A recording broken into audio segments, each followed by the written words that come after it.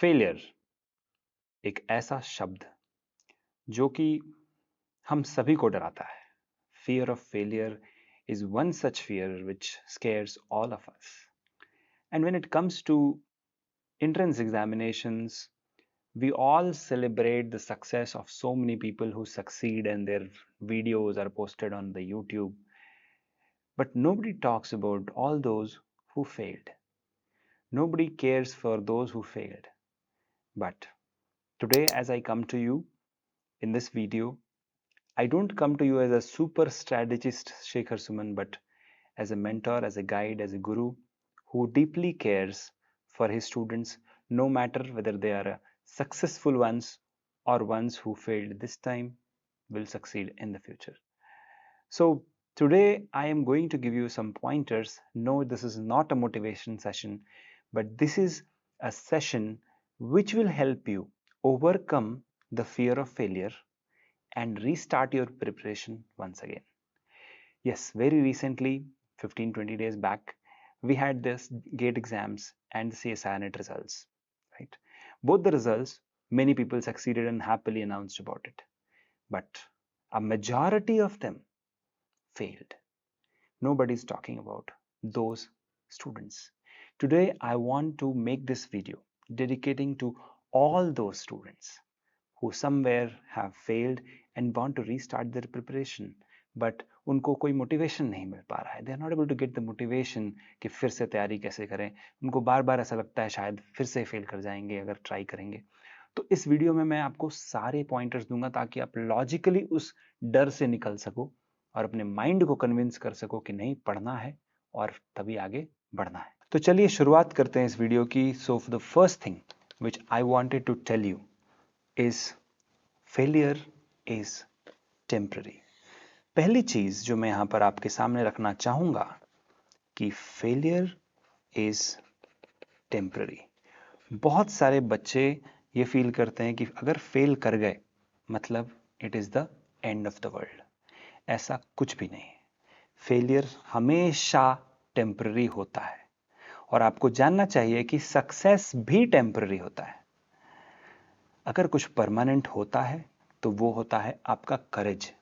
It is your courage which takes you to success. Okay, but in the absence of success and when we confront fear we start thinking कि नहीं, ये temporary नहीं है, permanent है, मैं कभी भी सक्सेसफुल नहीं हो पाऊंगा. और इस वजह से हमारा जो ये करेज है ये कहीं ना कहीं खत्म हो जाता है. ठीक है, ये करेज जो है हमारे माइंड से डिलीट हो जाता है. ठीक है, तो पहली चीज मैंने आपको कहा कि ये टेम्पररी है. दूसरी चीज आपको जानना है कि फेलियर का हिंदी वर्ड होता है हार. हार, आप अगर हार को उल्टा पढ़ेंगे तो वो है राह. हार ही राह है. Yes, you heard me right. हार ही राह है. फेलियर और defeat is the path to which you will achieve success, through which you will achieve success. तो जैसा कि मैंने अभी आपके सामने लिखा, हार ही राह है सक्सेस अचीव करने का राह. ठीक है, तो अगर सक्सेसफुल होना है तो आपको इस हार के राह पर चलना पड़ेगा. So if you have failed today that means you are on the path to success. अब आते हैं अगली चीज. जब आप फेल कर रहे हैं तब आपको अपनी स्ट्रैटेजी को बदलना पड़ेगा. ठीक है, आइंस्टाइन ने भी कहा है कि अगर आप सेम काम बार बार कर रहे हो, ठीक है, अगर सेम काम बार बार कर रहे हो तो आपको सेम रिजल्ट आएगा. ठीक है, तो ये मैंने नहीं कहा, आइंस्टाइन ने कहा. तो अगर फेलियर आया है और अगली बार भी वैसे ही पढ़ोगे तो आप फिर से फेल कर जाओगे. ठीक है, ये क्लियर हो गई. अब आते हैं अगली चीज. ठीक है, मैंने स्ट्रैटेजी चेंज करनी है. तो स्ट्रैटेजी को चेंज करने का एक ही तरीका है इस दुनिया में और उसको बोलते हैं इनोवेट. पढ़ाई में इनोवेशन नहीं करेंगे, ठीक है, अगर पढ़ाई में हम इनोवेशन नहीं करेंगे तो फिर हम आगे नहीं बढ़ सकते. तो अगर फेलियर से निकलना है तो जानना पड़ेगा कि हार ही राह है सक्सेस का और ये टेम्पररी है और स्ट्रैटेजी चेंज करोगे तभी आप आगे बढ़ सकते हो। और स्ट्रैटेजी कैसे चेंज करोगे? इनोवेट करके। अब अगली चीज जो है वो इससे भी इंपॉर्टेंट है। ठीक है, आपने इनोवेट कर लिया, you have innovated, but what is the next thing? The next thing is from Bhagavad Gita. Bhagwan Shri Krishna says in Bhagavad Gita that कर्म किए जा, फल की चिंता मत कर, निष्काम कर्म योग। अंडर निष्काम कर्म योग he says that do your duty, don't worry about results are bound to come, you're bound to make a progress if you just keep doing your duty। तो अब एज अ स्टूडेंट आपकी क्या duty है? आपकी duty है study. ठीक है, तो स्टडी दो तरीके की होती है, आपको अपनी ड्यूटी करनी है। ठीक है, ये आपकी ड्यूटी है। ऑलराइट, तो अब इस स्टडी को आप दो तरीके से कर सकते हो। ठीक है, एक हो गया हार्ड वर्क, जो कि ओब्वियसली आप करोगे, और दूसरा हो गया डायरेक्शन। ठीक है, अगर आपके हार्ड वर्क में कोई कमी नहीं है, लेकिन अगर आपका जो डायरेक्शन है इस वक्त वो गलत है, तो फिर आपको सक्सेस नहीं मिलेगा। हां, अगर आपकी डायरेक्शन सही है लेकिन आपने हार्ड वर्क नहीं किया, तो भी आपको सक्सेस नहीं मिलेगा। Remember my dear friend, your success in any competitive exam is when you combine hard work and the right direction। ठीक है, सही डायरेक्शन ही आपको लेके जाता है। अब आज के YouTube की दुनिया में आपको बहुत ऐसे कम लोग मिलेंगे जिन्होंने 10 साल 15 साल इंडस्ट्री में गुजारे हैं और उसके बाद आपको कुछ बताएंगे। 2-3 साल कुछ सीख लिया, कुछ कर लिया, फिर आके YouTube पर वीडियो बनाने लग गए। मेजॉरिटी जो वीडियोस हैं वो गलत होती हैं, गलत आपको सलाह देती हैं, गलत डायरेक्शन दिखाती हैं। इसलिए मैं आपको बता रहा हूँ, डायरेक्शन सही आदमी से लोगे तो सही रास्ते पर पहुंचोगे, सही डेस्टिनेशन पर पहुंचोगे। तो right direction combined with your hard work, कहां पर? Self study.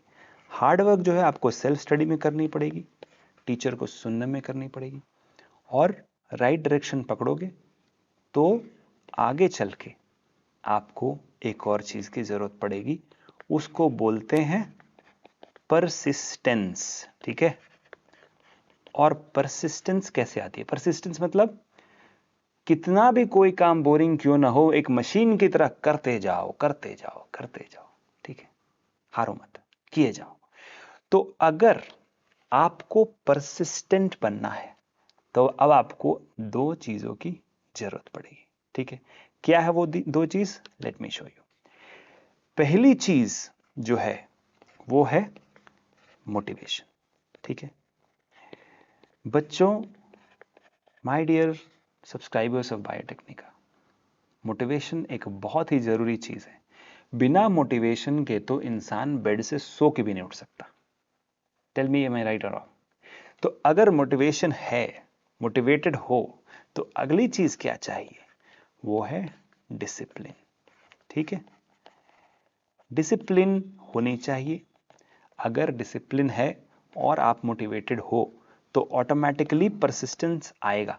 ऑटोमेटिकली आप डेली पढ़ाई कर पाओगे, 14 घंटे 15 घंटे पढ़ पाओगे। लंबी रेस का घोड़ा बनना है तो आपको परसिस्टेंट बनना पड़ेगा। और अगर परसिस्टेंट हो गए तब आगे क्या आता है? उसके बाद आता है आपका प्रैक्टिस और रिवीजन। ठीक है, अब ये सारी चीजें मैं आपको आज क्यों बता रहा हूं, इसके पीछे कारण है। कारण ये है कि मुझे कुछ बच्चों ने ईमेल किया, सर फेल कर गए पिछले बार, सुसाइड करने का मन कर रहा है, लग रहा है कि अब आगे नहीं बढ़ सकते। ऐसा नहीं है, हार ही तो राह है दोस्त, यू कैन विन। बायोटेक्निका आपको सही रास्ता दिखलाने के लिए हमेशा रेडी है। और इस वीडियो के थ्रू मैं आपको बताना चाहता हूं कि प्रैक्टिस और रिवीजन भी जहां तक जरूरी है, उसमें भी आपको परसिस्टेंट और डिसिप्लिन होना पड़ेगा, मोटिवेटेड होना पड़ेगा। अब आते हैं अगली चीज। ठीक है, रिवाइज कर लिया, प्रैक्टिस कर लिया, बट कैसे? साइंस पढ़ रहे हो आप, राइट? साइंटिफिक मैनर में, SCIENTIFIC, scientific manner. Scientific manner में अगर आपने रिवीजन किया है तो ही आप एग्जाम के टाइम पर याद कर पाओगे।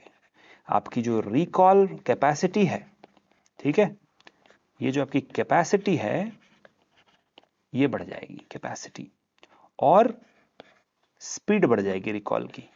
आप जल्दी याद कर पाओगे और ज़्यादा देर तक याद कर पाओगे। आपकी स्पीड, आपकी कैपेसिटी और रिकॉल करने का, मेमोराइज करने का जो ड्यूरेशन है वो भी बढ़ जाएगा।